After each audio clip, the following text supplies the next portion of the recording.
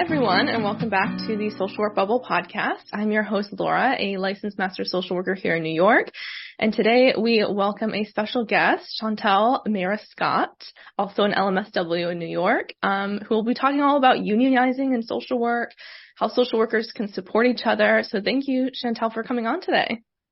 Hi, everyone. This is such an amazing opportunity. I am so excited to have this conversation. It's been well overdue. And thank you, Laura, for just providing this platform to have this conversation as well, because this is something that a lot of social workers are not talking about, or, you know, they want it and don't know how to go about it. So I'm really looking forward to us diving into this. Yeah, me too. Absolutely. Now, before we get into it, for those listening, don't forget to like, share, and follow the podcast, and we'll get started. So, Shantel, can you just share with the listeners just a bit about yourself, your background, and what you're currently doing? Oh, absolutely. So, like Laura said, I am a licensed master social worker. I have been in the field now, it's going to age me a little bit, but going on 10 years. It's been, next year actually is going to be 10 years. And I didn't start off always as a social worker. I just always tell people social work chose me. Mm-hmm. It was something that really just put me in. Right now, I'm a clinical supervisor at the Bowery Mission, a faith-based organization where we provide transitional setting housing for women. But the organization is pretty much does a lot of the shelter services, emergency shelter. They have a men's center that's duplicative to my program, but I oversee the clinical work in the transitional living facility. Mm-hmm. What else can I say about me? I am a faith-based leader, so I am unapologetically Christian. So a lot of the work that I do incorporate a lot of biblical principles and things like that. But I do welcome everyone in their spirituality and their belief. I just like to give people hope when there is none. And I use my faith base to do that as well. I am a mother. I am a wife. I have a 2-year-old. If everyone knows, they know what that brings. So I juggle a lot of different hats at the moment. I am also a founder of United Front for Social Workers. I also am in the process of having my own private practice called Strategic Therapy, PLLC. So there's a couple of things I'm trying to have in the works. I have a book. I am an author as well. I try not to talk about it too much, but you could definitely look me up on Amazon. It's a 31-day devotional for those who are interested. So I do a lot. Clearly. Oh, right. That's so exciting, though. Now, as we're going to get into kind of unionizing and getting into all that, something that I didn't even prepare you for ahead of time. Can you just tell us, like, what got you into unionizing in the first place and what kind of led you there? Absolutely. So when I went to finally get my master's after being in the field for so long, I was learning about the politics behind social work, right? We all take a policy class in Fordham. Whoop, whoop, to all my Fordham alumni. I think I'm very appreciative of my teachers that taught policy. And when I learned the policy around social work, that's when I started to really think, like, hold up, why are we not protected? Right? We do a lot of, after privatization, a lot of the things fell on the backs of the workers, right? It fell on the backs of organizations. As I continued in the field, I noticed how we are undervalued. And then during the COVID pandemic, to hear that we weren't identified as essential workers when we were still on the front line, that really crazy. Yeah, that I was just like, all right, we already do it all, right? Mm-hmm. And we are doing it all in all different hospitals, social services, right? Non-for-profits, right? Private agencies. Like, you need social workers, therapists. We were still doing the work regardless of what. I know social workers, especially in ACS, who were still going to do visits. Mm-hmm. During the pandemic, having to be outside. So that really got me hot and bothered as well. After learning about the policies around the field and how much there's no investment. And then if there's no investment in the field, there's no investment in the workers. I felt like it's just time for social workers to advocate for social workers. Yeah, absolutely. It's so interesting, too, because I feel like similar fields, like in nursing and in teaching, like even they have unions, you know, and it's kind of like social workers are always the afterthought where it's like, all right, we're still behind in a lot of healthcare professions. Absolutely. And when I started doing my investigation, there was a try to get unionized, but they end up settling. And that's the only thing about social workers. We end up compromising and settling, no offense, for an association.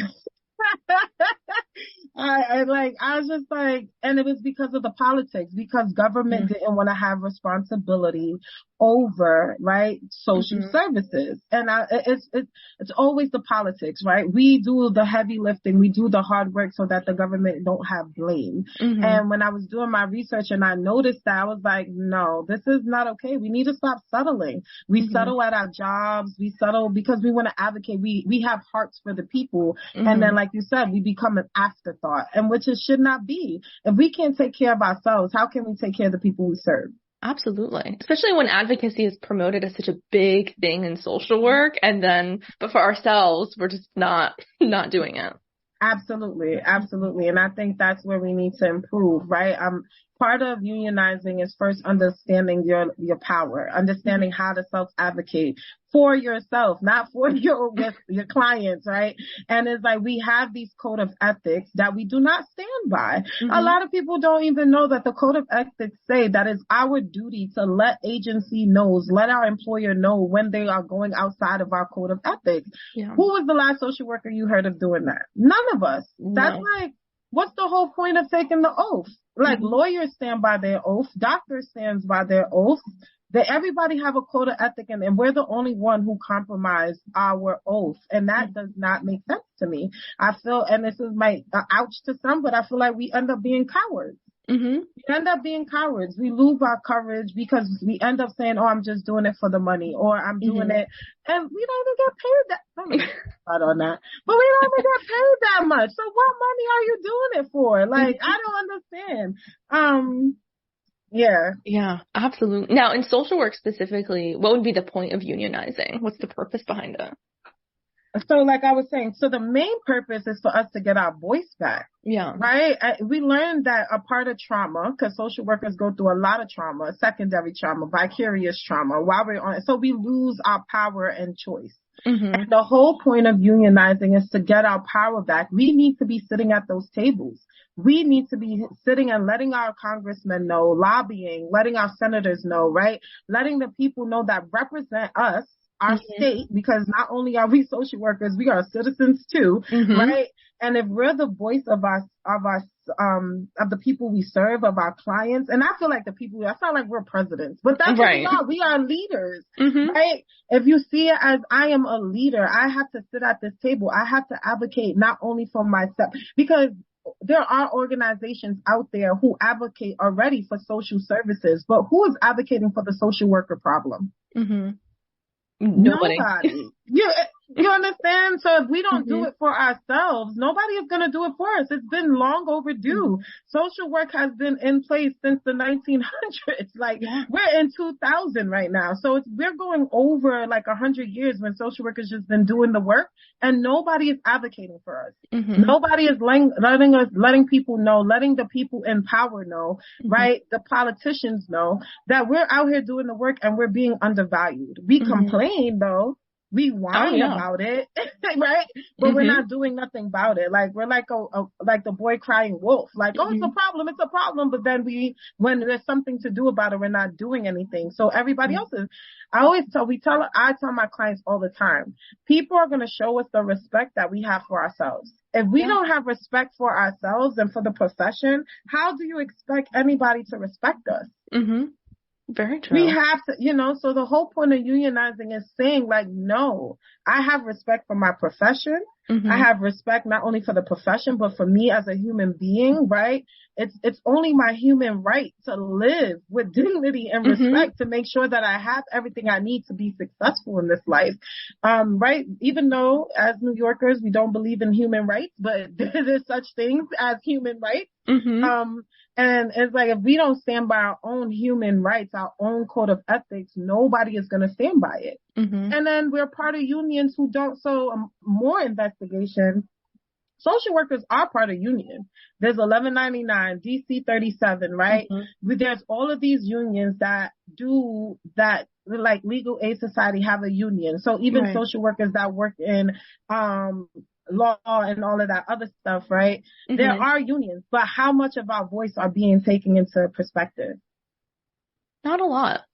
Exactly. And Mm-hmm. I've heard that from social workers working in the schools, working in the hospitals. Yeah. Nurses are getting more say. Teachers are getting more say. Lawyers are Mm-hmm. getting more say. So clearly, if they got all the pull and everyone is backing them, we need to have our own Mm-hmm. pool. Let's have our own table. I'm tired of saying, oh, let's just be a part of no, let them come to our table. Let's Mm-hmm. make a table of our own. Let's make a union of our own where they want to hear from us because we do hold Mm-hmm. authority, and I understand that comes with fear. People are scared. Mm-hmm. Social workers are scared. They see what happened when you go on strike. They see what Yeah. happens when you stand up for yourself, you get blackballed. I've been blackballed, right? Mm-hmm. So I know that it comes with the potential of losing your job, but they cannot fire all of us. Right. They're desperate for social workers. I'm just saying, Mm-hmm. the turnover rate in the field is so high. Yeah. Like, Absolutely. and then I also been hearing, oh, but what if LMFTs take our position or mental health counselors? They can't. They still need LCSWs to supervise Yeah. them. Absolutely. Absolutely. And that's also just one role in social work. Like social work encompasses so much where, Yes. sure, but they can do clinical work, but they can't do all this other stuff. They can't do the macro work. Mm-hmm. They cannot touch the boards and the places that we touch. Mm-hmm. You know what I'm saying? So it's like we have to stop seeing us just as therapists. That was another thing. That was like, there's so many silos in social work, right? Yeah. Like you have social workers in schools, social workers in the hospital, people who have their own it's like, let's break the silos. Mm-hmm. We're all fall under one same name. I can remember that there were social workers who was like in good positions who don't even call themselves social workers. Why? Because it comes with a stigma. Since when? Yeah. Oh, you're just a social worker. What? That's crazy. Yeah. I'm just a social worker. If it wasn't for me, there won't be no social services. Mm-hmm. Absolutely. And then it just feeds into that cycle of like social workers not being taken seriously, the profession not being viewed as legitimate, all these other things that give people more pull over us. Absolutely. And it's because we're allowing it to happen. Mm-hmm. It's about time that we take a stand. Mm-hmm. There's a power in number. Like if we come together and we organize and we put aside our different views and we just say, look, I just want to do it because I see the value in speaking up for myself. The same way you see the value of advocating for the people you serve, see the value in social workers advocating for social workers. Absolutely. Absolutely. Now, when we're talking about coming together, what would that practically and actually look like for social workers to do that? It's taking time out, right? Making a commitment.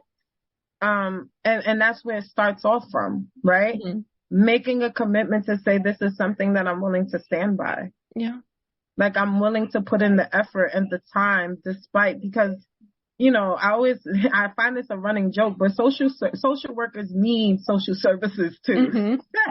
And social workers too, right? Yeah. So if you see it from that perspective, it's like, oh, I sometimes am the client myself. Right? I have a therapist. Like, and I'm very transparent on that. So the same way psychologists need psychologists, doctors need doctors, we need to understand that it's okay to say that you need another social worker to advocate for you. Yeah. And if you're that social worker who is willing, like myself, to advocate for your fellow brethren or sister in the field, just take out the time to make that commitment.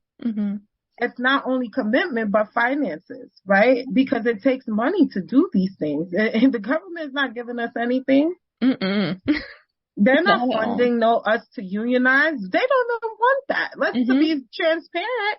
Yeah. They don't want us to unionize. We have to pull tooth and nail. So there's money too, right? You have to put your money where your mouth is. If you're saying that this is something that I'm committed to, you also have to be willing to supply the need, right? Yeah. We need this. We put in your time, put in your effort. Like it's just, and then be able to advocate.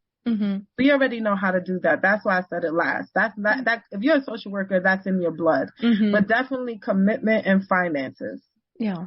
That's huge. I think too, like it's such a vicious cycle where from day one, like in social work school, it's normalized to be burnt out, to have a crappy job, to just like all of these things that are awful, don't lead to a quality life, are just told that's what you should expect. And so I think I've seen a lot of social workers where they come from this idea of like, what's the point of a union, or like, would it make any difference? Because we're just so like, we've internalized this idea that like, oh, change isn't possible, or this is just how it is, when that does not have to be the case. I hate that. Oh, this is how it is. Says who? Yeah. This is only how it is because you're settling. And that's why I said in the opening, we need to stop settling and compromising. Yeah. Once we come together in numbers, what you think they're going to do if all social workers in one day just not show up to work? The world would fall apart. I'm just saying. Mm-hmm. But we don't think about it like that. We think like, oh, if I don't come to work, I'm going to get fired. But if you come and bear arms together and say, no, I'm doing this together. It's that. We have to become unionize means unity. Mm-hmm.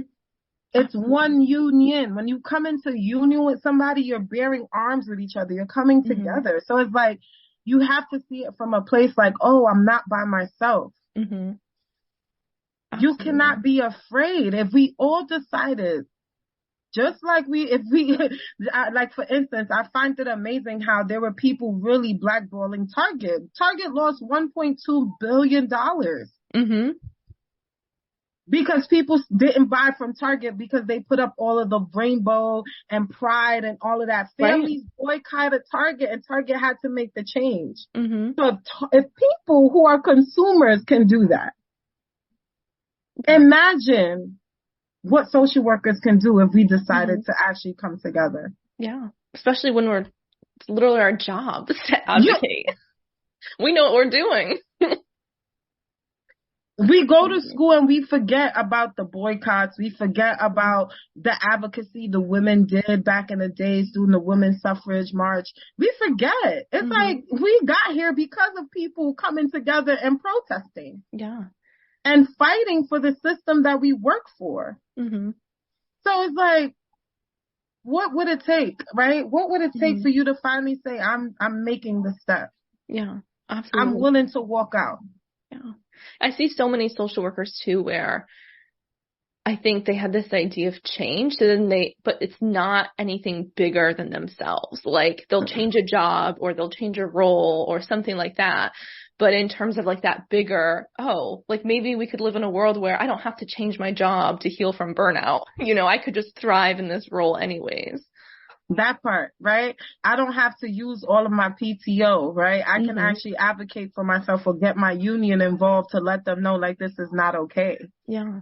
I can stand by my code of ethics, right? I can say, hey, according to my code of ethics, this is not okay. Mm-hmm. Absolutely. It's like being able to do that. If we don't have a union, we cannot stand by a code of ethics because we feel unprotected. Yeah. Absolutely. That's why unionize is important, because then we will feel like we have somebody backing us. Mm-hmm. But again, the type of union I'm thinking about is social workers working for social workers. Mm-hmm. I'm not thinking about any outside of profession who is not a social worker like some agencies are doing now, where the board of directors are not even a social worker. How you going to tell me about my profession and you don't even know what we going through? It's a huge disconnect. I don't get it. How are you making decisions on something that you never been through? Mm-hmm. Absolutely. With that too, I'm wondering, like in the social work union, who's included in that? Because I think something I've seen a lot is just social workers kind of in this identity crisis, where I've seen a lot of people call themselves social workers based solely on maybe experience in the field. So like, I guess like how would people be able to be a part of the union? So for me, what I was thinking, what the United Front for Social Worker is looking for, it starts off with our BSWs, bachelors in social work. If you're going to be a bachelor, because that's where we lose them. Yeah. Right? We lose them because they're like, oh, I did my internship in my undergrad and that's not what I want to do anymore. True. I've met them, trust me. So we want to catch them as long as you're willing to pursue social work from an undergraduate level all the way into your private practice. That's the scope. Okay. As long as you're willing to call yourself a social worker. And you're willing to go through the education process. You're willing to really say, oh, this is who I am, because it is an identity thing. Yeah. I cannot protect someone who doesn't consider themselves a social worker, who doesn't have the educational background, right? Because we have people that work in social services calling themselves social workers as well. You're not a social worker, baby. Yeah. I'm sorry. I'm sorry. You work in a social service agency, but you're not a social worker, right? Yeah. If you want to be a social worker, get the education. Because we spend money on that. Fordham alone was $60,000 for me. I don't know about anybody else. Absolutely. Right. So I paid into this. I dedicated not only time, finances. So I'm going to put my money where my mouth is. I'm a social worker and I'm proud to say that. Right. Just like you'll have pride in anything else. So we're looking from BSWs, all the way up to people who have their LCSWs, LCSRs, and all the other letters that come out. But as long as you got that SW, you're down with the cause. Awesome. Okay. Because I've seen that. I did an Instagram post a long time ago, and there was some heat in the comments about like how social workers identify themselves, people calling themselves social workers when they're not, because they've been in the field or like the social services field. And I think that's like, you don't see that in any other profession, you know, like you don't have CNAs calling themselves nurses, you know, so why? So, but I see that happen so much in social work when it's like, it's okay. Like we're not gatekeeping, but in order to also be legitimate and taken seriously, there is this level of professionalism that's there. And that's because we have compromised. If we don't see ourselves as the professional, how can they see us as the professional? Absolutely. I have a workshop that I've done before that is preparing the profession for preparing the professional for the profession. If you want to be a professional social worker, you have to understand the steps of that. You have to understand the meso, the micro, the macro. People don't know that language. Yeah. Absolutely. The person and environment, right? Because social work started off as an advocacy-based profession. So you have to be willing to get the knowledge. Like, just like you said, nurses go through how many years of school? Doctors go through. You're not going to see nobody call themselves a doctor if they don't have a doctorate. So why are you calling yourself a social worker if you don't have a degree that says social work? Don't, like, we have to be able to call those things out too. Like, somebody gonna look at me like, oh, you're just a case manager. I said, hold up. No, I'm not. That is not my role. I am a social worker. Like, and that's when I first graduated. I said, I have a master's in social work. That means I mastered this profession. I'm not just a case manager. I do way more than that. Or they confuse, oh, the case manager is a social worker. Hold up. No, they're not. They just have a high school diploma. Let's talk about credentials now, because anybody could be a case manager, but not anybody could be a social worker. Absolutely. Yeah. And that is because there's too many blurred lines. There's nobody sitting at the table or making a table to talk about these differences. Yeah, absolutely. Which also just, I think, feeds into the issues of why this profession can really suck and why we don't get paid the way that we deserve to be paid, why we're not taken seriously and have these different things. Because if we're all coming from different levels of education, like why would you pay someone with a high school diploma like and someone with a master's degree same or differently? Like it's all a mess. Let me tell you, and that's why the politics play a good part, right? Because then you have organizations who don't want to pay for those degrees. Yeah. Right? They're going to say there's not enough funding, so let's just get somebody straight out of high school who can do the job. But then when there's a legal action suit, you want to put it on the worker. Nobody told you to hire them. Yeah. So it's like nobody wants to, again, because of the idea of privatization that occurred during the Reagan administration, social work has went downhill. downhill. Why? Because now organizations, instead of government being responsible, organizations got the power now to say and do whatever they want as long as the services are being provided. So now they're getting told, they're not being told how to allocate the money. So they're not investing on the frontline workers.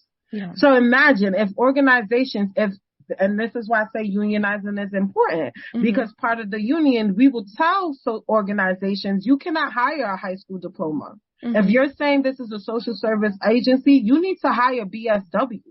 Absolutely. And put the money over to make sure it happens. Exactly. And allocate that fund. Stop feeding the CEO, the CFO, and all the other people on top, the C-suites, and start feeding into, and that's why the unionizing is, because we're going to tell them and advocate for that, right? Stop feeding your C-suite people and feed your frontline workers so that you can get appropriate services rendered. Then there won't be so many kids still being neglected and killed under the power of those that you put them in foster care. Because you don't have case managers who are BSWs. You have people with high school diplomas who don't just doing it for the money. And not actually for the heart of the profession. Or you won't have people being neglected in geriatrics, right? Right. So the list can go on and on and on. Right. This is I'm sorry, this is gonna bring some comments and heat on your page. I didn't mean to go there, but I'm just saying, if you actually paid for the credentialing that's needed, then there won't be no issues. Absolutely. Because these people will be well trained with the education, right? They will be have the knowledge, have accountability, have a code of ethics that they stand by. You get what I'm saying? And then a union that is going to hold them accountable. Not only that, because the union is not only to hold the agency accountable, but it's also to hold the worker accountable. That's why I feel United Front for Social Workers is different, right? Because we are planning on training the people who is a part of our union. We are looking to provide internships. We are looking to have mentorships. We are looking people who have been in the field already. That's what's needed. We need to prepare the professional for the profession. The union is not just, back me up. It's also preparing you for those things to come. Absolutely. Because that's what I've heard from so many social workers too, is just that feeling of unpreparedness when you enter the field, where because there's such a high need and not enough social workers or not enough people that know what they're doing, we're just kind of thrust in with no real, like, even when I first started, my supervisor wasn't really around because she was busy with her own, trying to manage everything that she was doing. And it was like, we need actual support and work and supervision. And not that supervision that you're being a task manager, like I'm an intern, an actual supervision, the educational, the administrative, the support, having empathy. I'm noticing a lot of supervisors are losing the empathetic portion. Like, you don't know what it is to be a case manager. You don't know what it is to be on the front line. You just want me to do the work and document everything, even though the saying is, if it's not documented, it didn't get done. I understand that. But how I'm going to document under pressure and stress and burnout? And, like, can we talk about the real issues as well? We have to be able to support the staff, support social workers in a way where they feel like they can do the work. Absolutely. And that's what's not happening. That's why I said, who is talking about the social workers problem? Absolutely. Now, you have United Front for Social Workers. What right now is being done in terms of unionizing for social work? So we have a few organizations. So United Front for Social Workers, transparently, we are not yet established because, again, finances, right? And that's what I said. We need people who are going to not only be verbally committed, because everybody's like, we support United Front for Social Workers, but we need money. We need funding, right? We need to get off the ground. And it's like, nobody wants to do that financially, right? So like I said, there are other unions. I know 1199 was working with non-for-profits. DC 37 was working for non-for-profits because that's where a lot of the bulk of social workers are. There's also another union coming up called Social Workers for Justice as well. But none of them are like United Front for Social Workers. Nobody is talking about the social workers' problems. But that's me. You know, I don't want to have any biases. I just feel like there are things out there. You just have to be the one to really seek it out and get the support. Absolutely. and bring the union to your places of work. Until the United Front for Social Workers, it's just a union do. Until we get established, you guys can come right on over and come be part of us, But we are in a place of trying to get off the ground, but financially right now it's impossible. I'm a clinical supervisor. I don't get paid much. Another one of my board members, they work in the hospital. Another one work in the schools. It's just three of us. I need more people who is willing to invest for the United Front for Social Workers. If you're willing to invest, if you can't even give us your time, right? Put your money where your mouth is. There we go. Absolutely. Now, to kind of take this to the bigger picture, I mean, in social work, we talk about the NSAW because they do the code of ethics. They run a lot of the social work world. What has the NSAW done in terms of unionizing? So I'm going to be transparent, right? So the United Front, sorry. So United Front for Social Workers did partner up with the NSAW New York City chapter, right? The New York City chapter was very supportive of unionizing. Right. But NSAW NYC is not the head overall, right? They have an Albany, in Albany, those are the ones who really make a lot of the calls. So as an organization in a whole, they're not looking to fight that battle because of politics. Everything is about politics. Let's be transparent. It's the politics behind it. So the NSAW NYC, though, they are supportive with the idea of, hey, we need to unionize. Let's get this out there. Let's talk about it, right? We have done a few roundtables with them. We have had conversations with the president as well. So they want to. But again, the people who run NSAW aren't social workers. It's a political thing. So, and New York City wants it, but Albany, not so much, Right. It's a political fight, right? And it's not to bring any shame because they are advocating for social services, but they're not advocating for the social workers who are enrolled with them as members. Hence why a lot of social workers don't join. Yeah, absolutely. I mean, I still get like the email blast and everything where, there's continuing education, there's webinars and everything on self-care and all these like clinical skills and everything, but there's not actual talk on, okay, this is what we have to do to come together. Absolutely not, because you got to remember, as a non-for-profit, as an organization, they have to cater to their funders.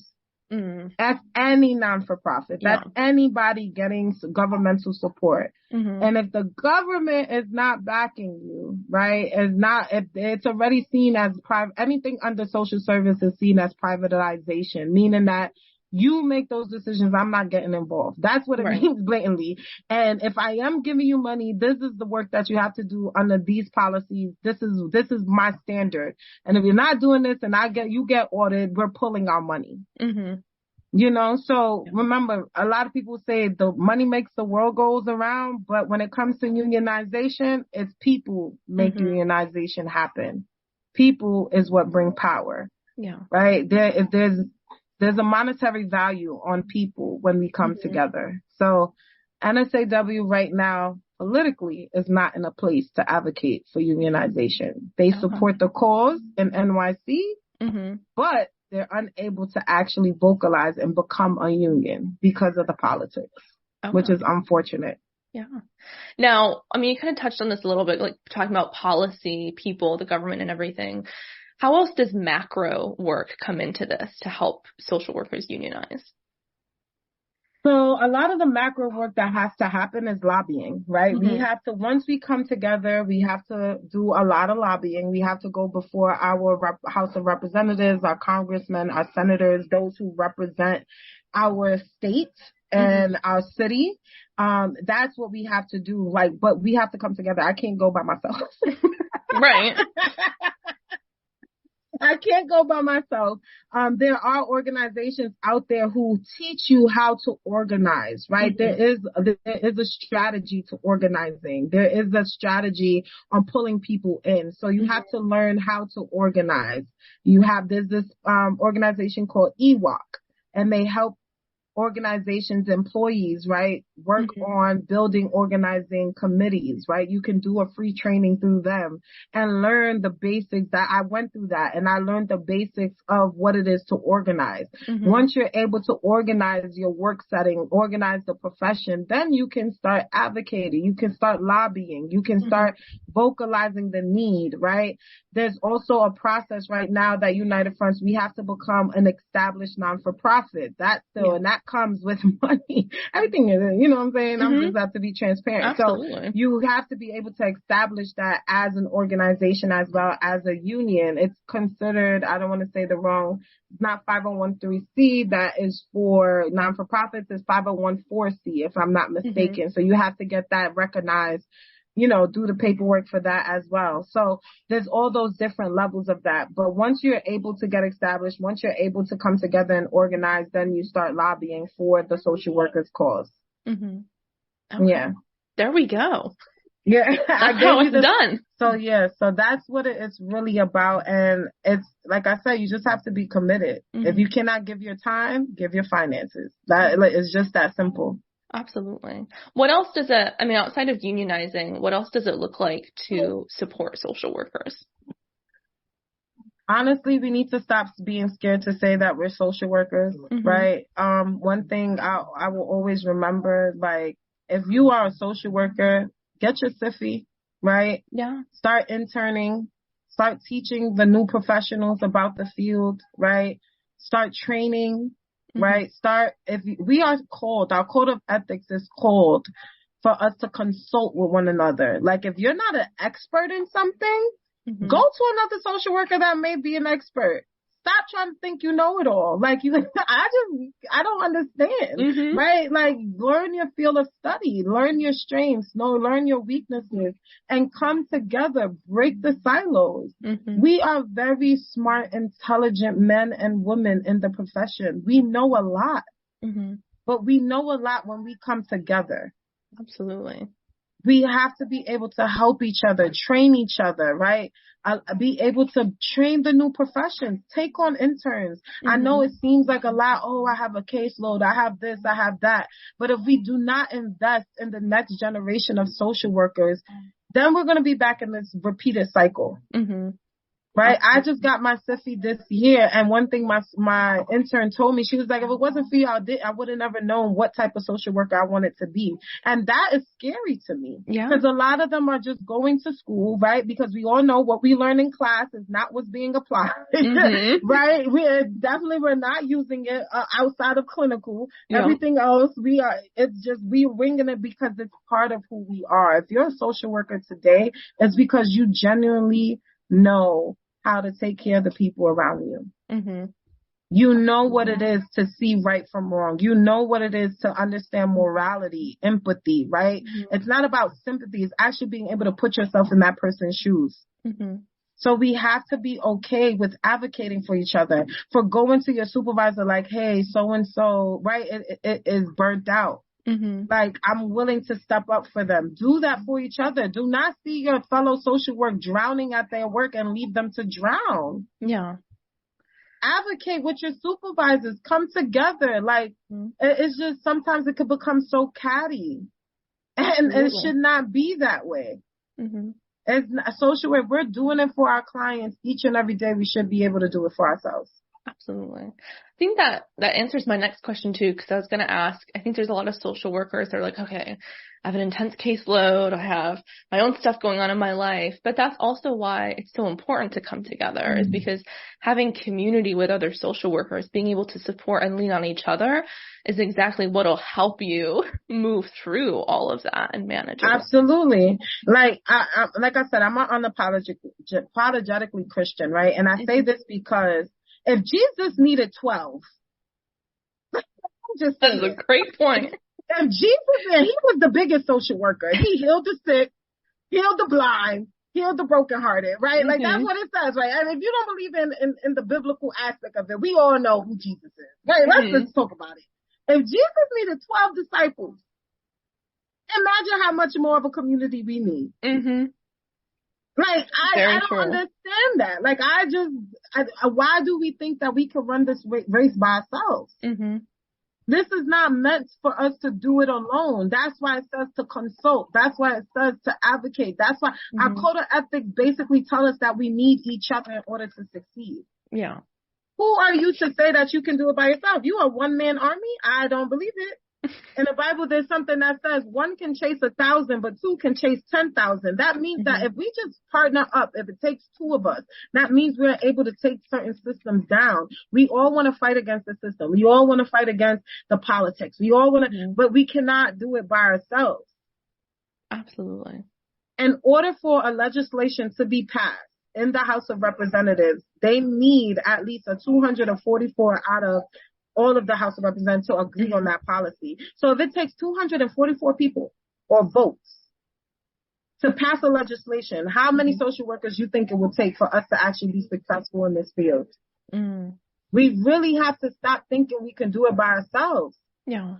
If you see that your caseload, for example, when I was just starting in the field, my staff, when I first became an assistant program director, I know y'all going to be like, oh, that's shady, but I'm going to just be real. My case managers were complaining like, Shantel, we're doing all this work and we're not getting paid. So I took that, me being a supervisor. So a lot of us are supervisors in this field. I took that to my program director, like, look, we're about to lose staff. They need more money. What can I strategize right now? She told me the budget. I said, well, our peer specialist is not doing much and they're part-time. If we cut that position to feed our case managers and get them more money, I think they're willing to take on the more caseloads. There we go. So what we did, we cut the peer specialist position and we were able to give our increase to our case managers. Yeah. If you're a supervisor, you have power to advocate. Push back the pushback. Absolutely. Yeah. Those are the little things you do, you know what I'm saying, so that you can see everyone succeed. Like, it's really ingrained in me to advocate for those on the front lines because it doesn't make sense to me. I was there and I'm not going to forget how stressful it was. Thank God I didn't have a kid. I wasn't married. You get what I'm saying? I was young. I was in my 20s, fresh out of college. You get what I'm saying? But imagine the people who are on the front lines, have a kid, who are married, who are maybe single mothers, single fathers, who have their own personal issues back then. You get what I'm saying? Absolutely. And they don't have even a supervisor advocating for them? That's a problem. Yeah. We get so sucked into just our own individual experience. We forget, look at all these other people. That is a problem. And I just have to really encourage her, do not get caught up in your own problems and forget your purpose on why you did this. Everyone has a reason why they came into social worker. Either you were a person who needed a social worker and said that I'm going to be a social worker, or you saw a problem and said, I need to fix this problem, and I became a social worker. Do not forget your purpose. Yeah. We did this with the intention of wanting to see society better. We cannot see society better if we don't see ourselves better. We got to help our fellow social workers. United Front for Social, that's what it's about. Social workers helping social workers. Stop leaving your life in somebody else's hands who don't really care and just worried about making the numbers, who's worried about the documentation, who's worried about, put your hands in somebody who actually cares about you as a person. Right? Love thyself. Right, so that you can love your neighbor. So love the profession so you can love the professional. Absolutely. It's too many blurred lines, and we need to stop seeing it so gray. It's literally black and white.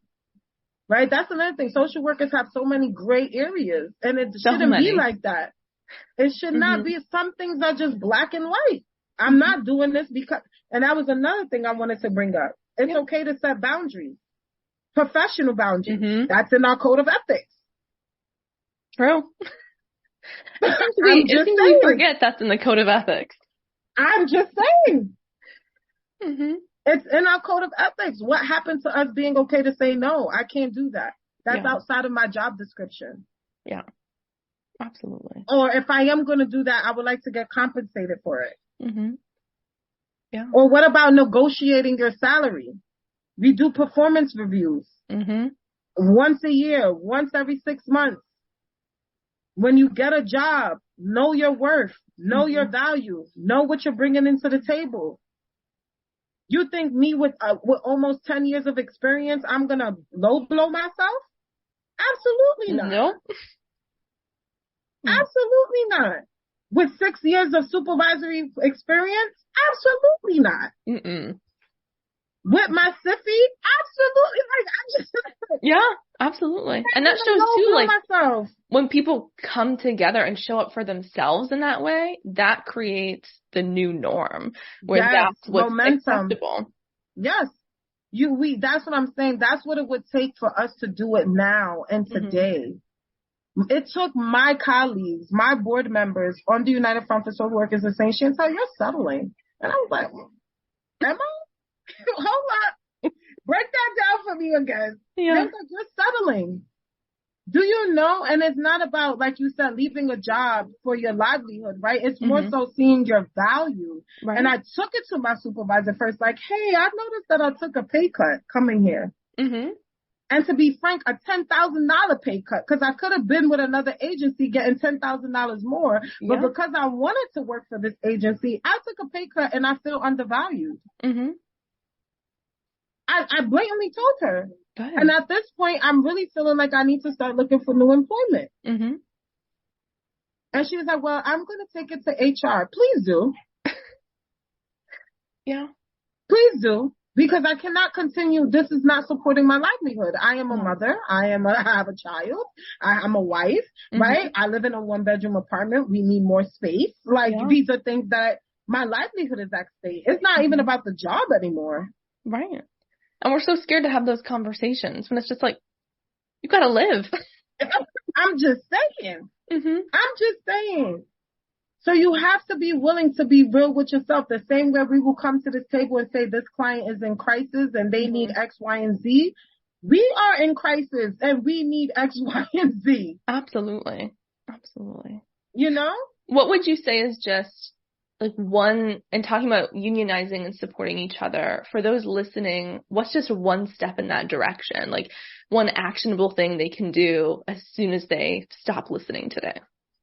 I'm hoping that the one thing you take out of this, seriously, attention all social workers, PSA, one thing that you can do is make sure that you do not compromise. Learn your code of ethics. It wasn't only for your licensure. It wasn't only to pass that class. Learn your code of ethics and stand by it. Stop compromising. Advocate for yourself. Advocate. I can't say that 10 times over. If there's nothing else that sticks out to you from here, from this conversation, please advocate for yourself. Learn your code of ethics. Learn what you signed off on. When we got our masters, when we got our L, when we graduated with our BSWs, they taught us these things for a reason. Now let's stand by it. Absolutely. I'm feeling fired up, Shantel. This was so great. It was so helpful because I don't hear social workers at all talking about unionizing and coming together. Like, we're so focused on talking about burnout and talking about all these things, which are also helpful conversations, but we forget, hey, like a big piece of this is that like higher level, let's come together and actually create change. Now for those listening, you have a lot going on. You wear many hats. Where can they keep following you and kind of support your journey? My Instagram is divine_soul21. You can find me under that or just search my name, Shantel Mayris-Scott. United Front for Social Workers, we also have an Instagram page and a Facebook page, so you can also follow that as well. That's pretty much the two platforms I use right now. Great. Wonderful. And for those listening, we'll have all those links below so you can easily just support the unionizing and support Shantel in her journey. As always, if anything resonated with you, just like, comment, share, and we will see you next time. Thank you, Shantel. Thank you, Laura. I appreciated this opportunity.